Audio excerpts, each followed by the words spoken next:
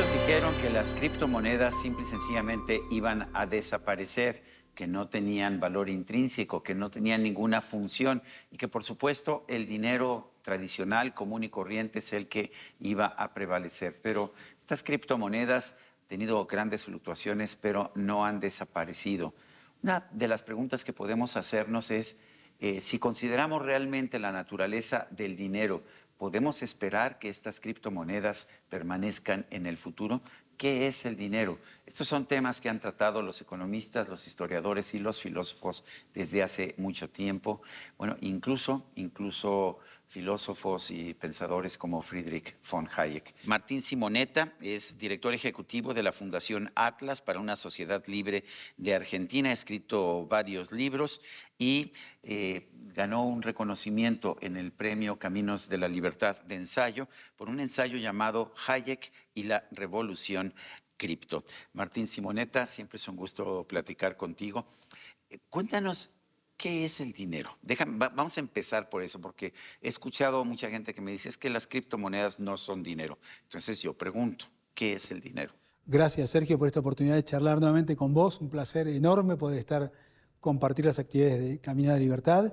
Y bueno, ¿qué es el dinero? Es un medio que nos permite intercambiar, ¿no? Si analizamos la historia de la humanidad, vemos que al principio no había intercambio, simplemente el más fuerte se llevaba lo que tenía el más débil, ¿sí? Luego surge el trueque, que es un intercambio directo, pero yo tengo que tener lo que vos querés y viceversa en la misma proporción, que sean bienes durables. Es bastante complejo el trueque. O sea, te cambio mis puntas de lanza, pero tú me das estas pieles que cazaste. Exacto, ¿no? Es bastante complejo, ¿no? Y evolutivamente, ¿no? Por eso este trabajo lo hacemos de una perspectiva muy de la evolución institucional de Hayek.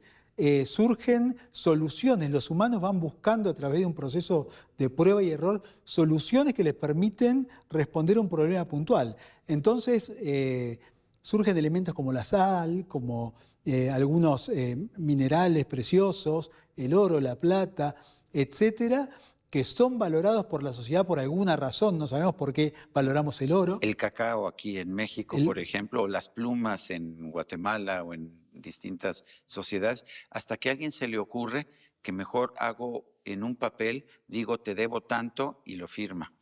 Tal cual, ¿no? Esto es un poco, resumidamente, la historia del dinero papel, que en sus orígenes aparecen casas de depósito, donde en Europa depositamos nuestro oro y nos daba un papelito que decía, certifico que depositaste 1 kilo de oro.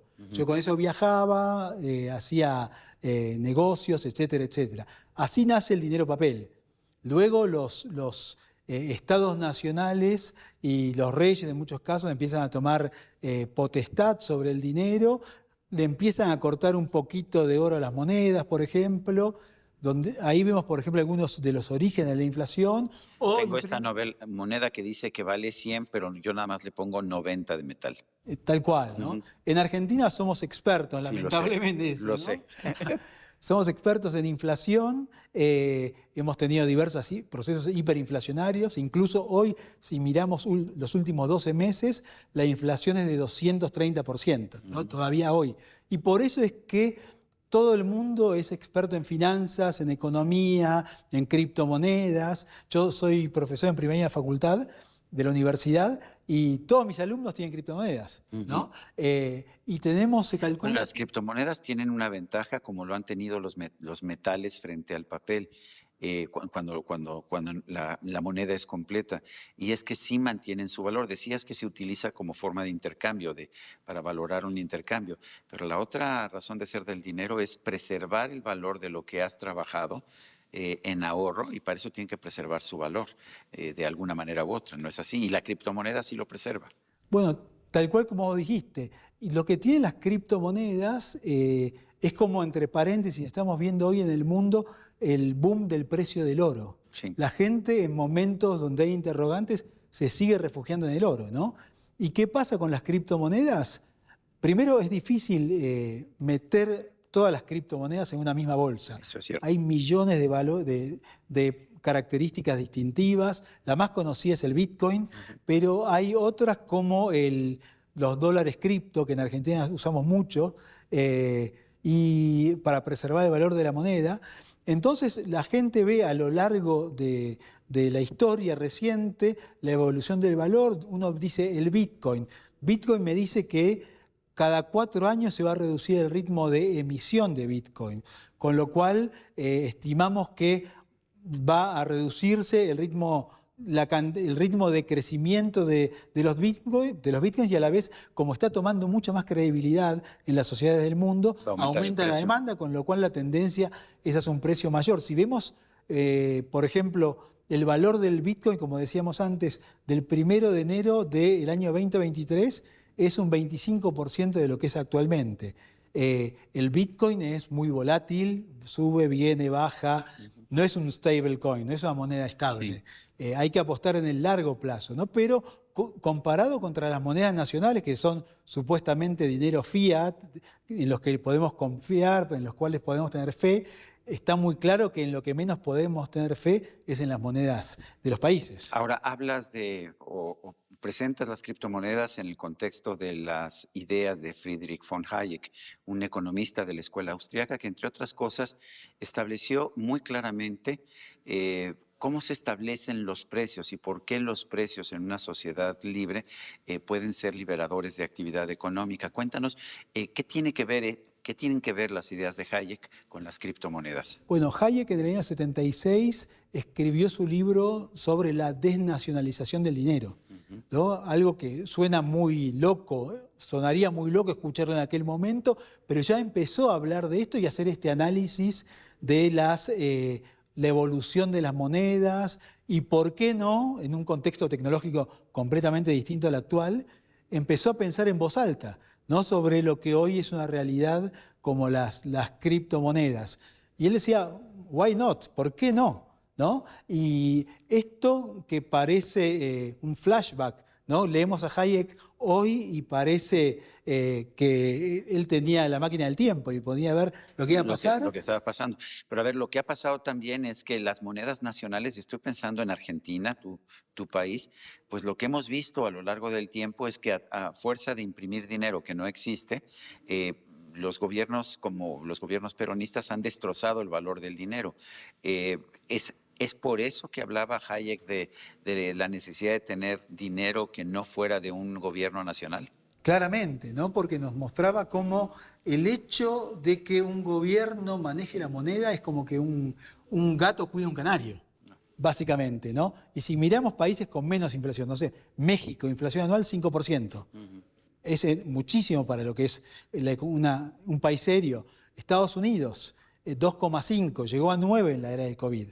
9% anual, ni hablar los países europeos de la época del COVID, con lo cual vemos que si vamos teniendo en cuenta la acumulación de la pérdida de valor de nuestras monedas a lo largo de las últimas décadas, realmente las monedas nacionales son un robo, ¿no? Y con esta motivación nace en el 2009 el Bitcoin, no sabemos de dónde, no sabemos quién, hay muchas teorías, pero un grupo de gente dijo, esto es un robo. Busquemos un camino alternativo, ¿no? Y así el Bitcoin pasó de la clandestinidad, del rechazo, de decir esto es cosa de locos, a que empezar a decir a la gente esto no está tan mal.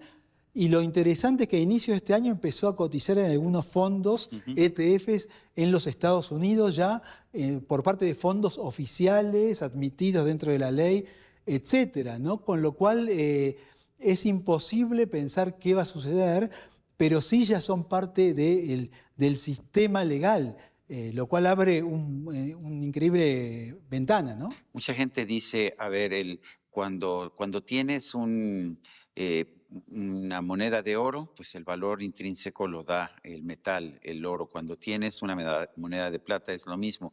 En el papel, en la moneda papel, lo que tienes es el respaldo de un gobierno determinado que se compromete supuestamente a no imprimir demasiado dinero.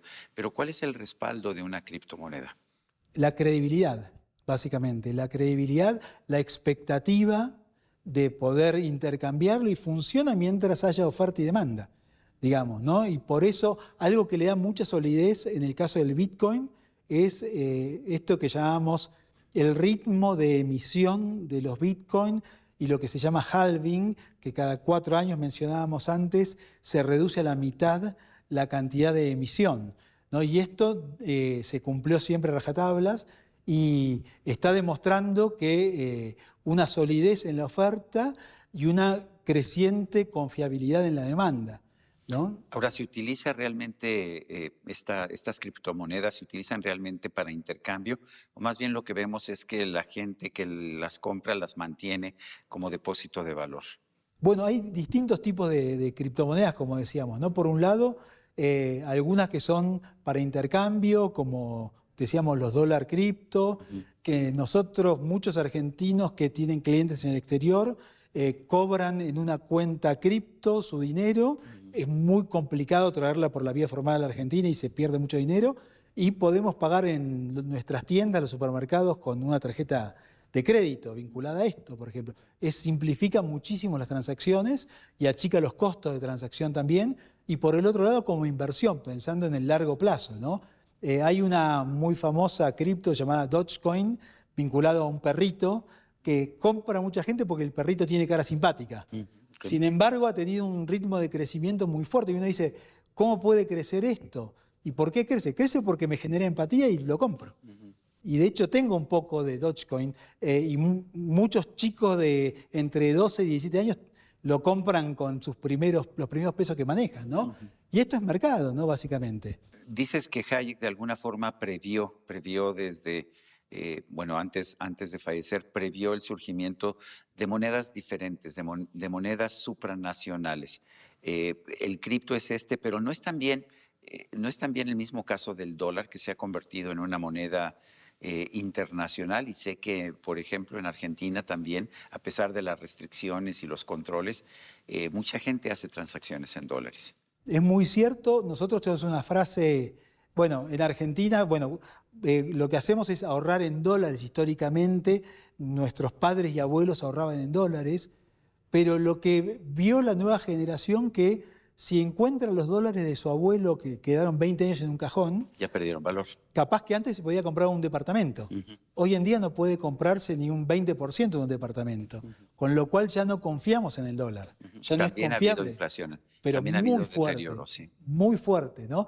Y justamente la tecnología, la evolución institucional de la cual habla Hayek, los mecanismos que permiten achicar los costos de transacción, permiten que con mucha simpleza hoy cualquier persona pueda escapar del peso, escapar del dólar y pasar a apostar en algo que considera más confiable, que puede ser alguna cripto.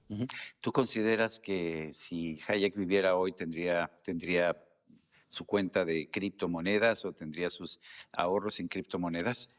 Sin duda, sin lugar a duda, ¿no? Porque posiblemente tiene un portfolio diversificado de acuerdo a distintos criterios, pero tendría una parte en criptomonedas, porque estoy seguro que no tendría monedas nacionales, ¿no? Y estamos criticando al dólar, pobre dólar, en realidad es mucho más fuerte que muchas monedas del mundo, ¿no? Pero si uno ve también el nivel de endeudamiento, de emisión de deuda en dólares de Estados Unidos, cada norteamericano debe más de $100.000 si dividimos la deuda por cantidad de habitantes, ¿no? Lo cual muestra luces de alerta en Estados Unidos, ni hablar también en la Unión Europea, por ejemplo, etcétera, etcétera.